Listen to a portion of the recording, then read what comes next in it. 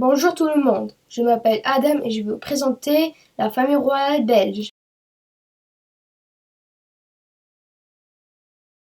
La naissance de la famille royale belge, qui est la famille régnante aujourd'hui au Royaume de Belgique, date de 1830-1831. Léopold Ier de Belgique, 1790-1865, en est le fondateur, ce qui n'empêche pas que ses descendants et successeurs sur le trône de Belgique sont demeurés des membres à part entière de la branche Ernestine de la maison ducale de Saxe.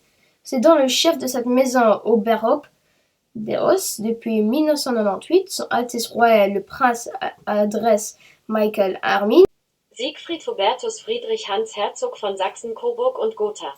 Né le 21 mars 1943 au château de Cassel en Basse-Lussac, qui précède actuellement aux destinées de la famille d'origine des rois de Belge, Albert II et Philippe, et de tous les autres descendants directs en ligne masculin du roi Léopold Ier. On notera que les souverains belges n'occupent là-bas en Allemagne que le rang subalterne de cadet de famille.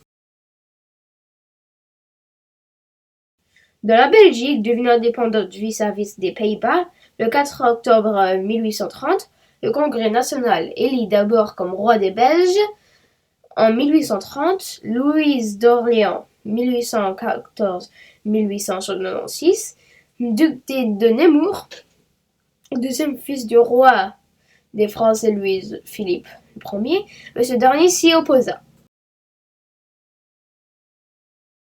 Le Congrès fit alors appel à un prince allemand protégé par l'Angleterre, Léopold de Saxe-Cobourg-Saalfeld, veuf de la princesse Charlotte Augusta de Galles, qui accepta le trône de Belgique et devient le roi Léopold Ier de Belgique et fit triomphalement son entrée à Bruxelles le 21 juillet 1831, à la date à laquelle il prêta serment sur la Constitution et qui marque désormais le jour de la fête nationale belge.